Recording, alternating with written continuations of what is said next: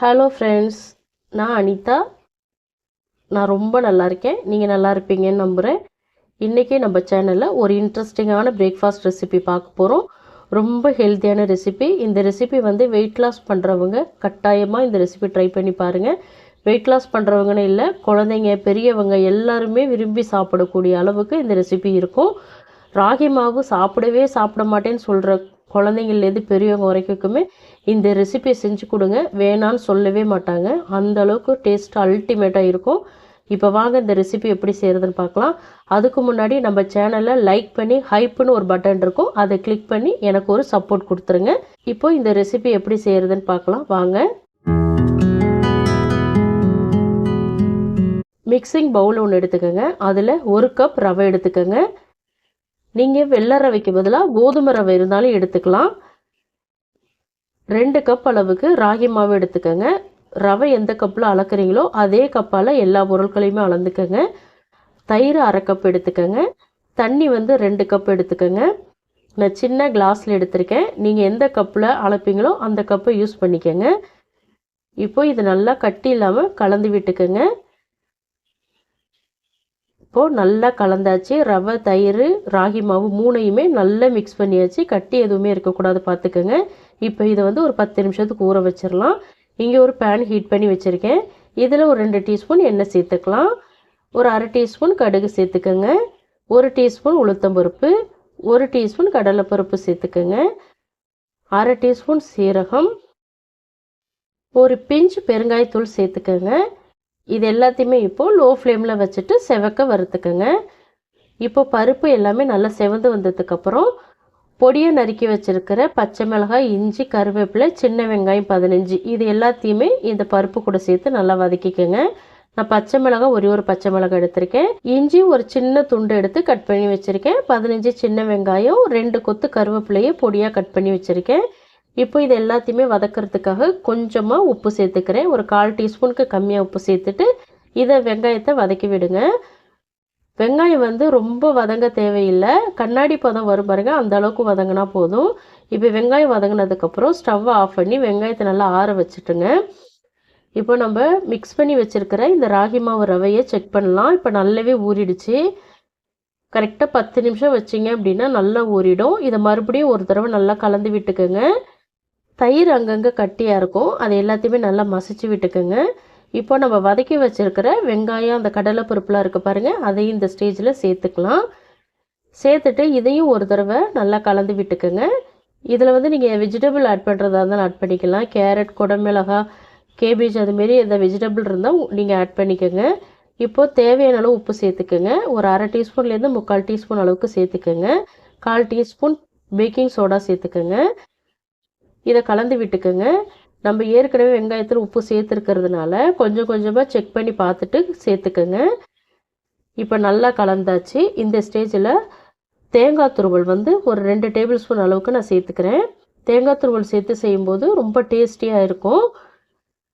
இதையும் ஒரு தடவை நல்லா கலந்து விட்டுக்கலாம். அவ்வளோதான், நம்ம பேட்டர் ரெடி ஆகிடுச்சு. இப்போ இது வந்து ஓரத்தில் இருக்கட்டும். நான் சொன்ன மாதிரி நீங்கள் வெஜிடபிள் சேர்த்து செய்கிறதா இருந்தாலும் செய்யுங்க.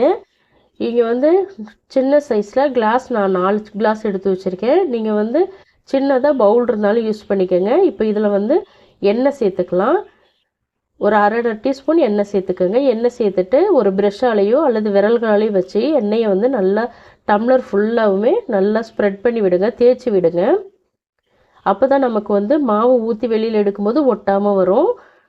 அதனால் கொஞ்சம் எண்ணெய் தாராளமாகவே சேர்த்து நல்லா தேய்ச்சி விட்டுக்கோங்க டம்ளர் ஃபுல்லாக. இப்போ எல்லாத்துலேயுமே நான் தேய்ச்சி விட்டுட்டேன் எண்ணெயை. இப்போ மாவை இதில் வந்து 1/2 டம்ளர் அளவுக்கு ஃபில் பண்ணிக்கலாம். ஃபுல்லாக ஊற்றிடாதீங்க, ஒரு பாதி அளவுக்கு மட்டும் ஊற்றுங்க, கரெக்டாக இருக்கும். ஏன்னா அது குக் ஆகும்போது மேலே பொங்கி வரும். இந்த அளவுக்கு ஊற்றுனீங்கன்னா கரெக்டாக இருக்கும். கரெக்டாக சின்ன குழிக்கரண்டியில் 2 குழிக்கரண்டி நான் ஊற்றிருக்கேன். இப்போ இதை வந்து ஒரு ஸ்டீமர் வந்து நான் இங்கே வச்சுருக்கேன். இதில் வந்து எடுத்து வச்சுக்கலாம். இதை உள்ளே சேர்த்துட்டு ஒரு 10லேருந்து 15 நிமிஷத்துக்கு குக் பண்ணினீங்க அப்படின்னா சூப்பராக வெந்து வந்துடும். இது இப்போ நல்லா வேகட்டும். உங்கள்கிட்ட ஸ்டீமர் இல்லை அப்படின்னா நீங்கள் இட்லி பாத்திரத்தில் கூட வேக வச்சுக்கோங்க. இப்போ இது நல்லா வேகட்டும். அதுக்குள்ளே நம்ம சட்னி ரெடி பண்ணிட்டு வந்துடலாம். இங்கே பேன் ஹீட் பண்ணியிருக்கேன். அதில் ஒரு 2 டேபிள் ஸ்பூன் எண்ணெய் சேர்த்துக்கோங்க. 1 டேபிள் ஸ்பூன் உளுத்தம்பருப்பு சேர்த்துக்கோங்க. 1 டேபிள் ஸ்பூன் கடலைப்பருப்பு. இது ரெண்டையும் நல்லா செவக்க வறுத்துக்கோங்க. லோ ஃப்ளேமில் வச்சுக்கோங்க, கருக விட்டுறாதீங்க. இப்போ பருப்பு ரெண்டுமே நல்லா செவந்து வந்துருச்சு. இந்த ஸ்டேஜில் வந்து நம்ம கட் பண்ணி வச்சுருக்கிற 2 பெரிய சைஸ் தக்காளி, காரத்துக்கு தகுந்த மாதிரி காஞ்ச மிளகாய், ஒரு 8 பூண்டு பல் சேர்த்துருக்கேன், ஒரு கொத்து கருவேப்பிலை, உப்பு 1 டீஸ்பூன் சேர்த்துக்கோங்க. இப்போ இது எல்லாத்தையுமே ஹை ஃப்ளேமில் வச்சுட்டு நல்லா வதக்கி விடுங்க. ஒரு 2லேருந்து 3 நிமிஷம் ஆகும் இது வதங்கிறதுக்கு. இப்போ பாருங்கள் நல்லா வதங்கிருச்சு. தக்காளி நல்லா மசிஞ்சு வந்திருக்கு பாருங்கள். தக்காளியோட பச்சை வாசனைலாம் போய் நல்லா இது போல் குழஞ்சி வரணும். இந்த ஸ்டேஜில் துருவி வச்சுருக்கிற தேங்காய் 2 டேபிள் ஸ்பூன் நான் சேர்த்துக்கிறேன். சேர்த்துட்டு இதை 1 நிமிஷத்துக்கு நல்லா வதக்கி விடுங்க. 1 நிமிஷத்துக்கு அப்புறம் கொஞ்சமாக கொத்தமல்லி இலை சேர்த்து ஸ்டவ்வை ஆஃப் பண்ணிவிட்டு இந்த ஹீட்லேயே இந்த கொத்தமல்லி இலையை நல்லா வதக்கி விடுங்க. கொத்தமல்லி இலை தனியாக வதங்கணும்னு அவசியம் இல்லை. அந்த ஹீட்லேயே கொஞ்சம் நேரத்துக்கு ஒரு 10-20 செகண்ட் வதக்குனிங்கன்னா போதும். இப்போ இதை நல்லா ஆற வச்சுட்டு ஒரு மிக்ஸி ஜாருக்கு மாற்றி கொஞ்சமாக தண்ணி சேர்த்து இதை நல்லா அரைச்சி எடுத்துகிட்டு வந்துடுங்க. உப்பு ஏற்கனவே சேர்த்துருக்கிறதுனால உப்பு சேர்த்துறாதீங்க. இப்போ அரைச்சிட்டு வந்த சட்னியை ஒரு பவுலுக்கு நம்ம மாற்றிக்கலாம். இப்போ கொஞ்சமாக நான் தண்ணி சேர்த்துக்கிறேன். உங்களுக்கு தண்ணி தேவைன்னா சேர்த்துக்கோங்க, இல்லைன்னா தேவையில்லை ஸ்கிப் பண்ணிவிடுங்க. நல்லா கலந்து விட்டுக்கோங்க. இந்த சட்னி பார்த்திங்கன்னா இட்லி தோசைக்கெலாம் ரொம்ப நல்லாயிருக்கும். ட்ரை பண்ணி பாருங்கள். நீங்கள் வெங்காயம் சேர்த்து செய்கிறதா இருந்தாலும் செய்யலாம், உங்களுடைய விருப்பம். இப்போ இதை தாளிக்கிறதுக்கு எண்ணெய், கடுகு, கருவேப்பிலை தாளித்து இதில் சேர்த்திங்க அப்படின்னா சூப்பரான டேஸ்ட்டில் சட்னி ரெடி ஆகிடும். அவ்வளோதான், சட்னி ரெடி ஆகிடுச்சு. இந்த சட்னி வந்து பணியாரத்துக்கு கூட ரொம்பவே சூப்பராக இருக்கும். இங்கே நம்ம வேக வச்ச அந்த ராகி ஃப்ளார் ஸ்பைசி கேக்கும் ரெடி ஆகிடுச்சு. நான் வெளியில் எடுத்து வைக்கிறேன். இது ஆறுனா தான் நம்ம வெளியில் எடுக்க முடியும். இது வந்து ஆறட்டும். டம்ளர் கொஞ்சம் வெயிட்டான டம்ளர்ன்றதுனால ஆறுறதுக்கு கொஞ்சம் டைம் எடுக்கும் எனக்கு. இது நல்லா ஆறட்டும், ஒரு அரை மணி நேரம் ஆகும். இப்போ பார்த்தீங்கன்னா நல்லாவே ஆறிடுச்சு. இப்போ இதை வெளியில் எடுத்துக்கலாம். எப்படி வெந்திருக்குன்னு செக் பண்ணுறதுனா கத்தியை வச்சு குத்தி பார்த்தீங்க அப்படின்னா கத்தியில் ஒட்டாமல் வந்ததுன்னா பர்ஃபெக்டாக வெந்திருக்குன்னு அர்த்தம். நம்ம டம்ளர்லேருந்து வெளியில் எடுக்கும்போது உங்களுக்கு வெளியில் வரல அப்படின்னா நீங்கள் கத்தியை வச்சு ஓரங்கள் அப்படியே எடுத்து விட்டீங்க அப்படின்னா அழகாக டம்ளர்லேருந்து கலண்டு வரும். இப்போ இது வந்து ஒரு பிளேட்டுக்கு மாற்றிக்கலாம். இதே மெத்தடில் வந்து நீங்கள் ஸ்வீட்டாகவும் பண்ணலாம், ரொம்ப சூப்பராக இருக்கும். உங்களுக்கு ரெசிபி வேணும்னா கமெண்ட்டில் சொல்லுங்கள், கண்டிப்பாக நான் செஞ்சு காட்டுறேன் ஸ்வீட் ரெசிபி.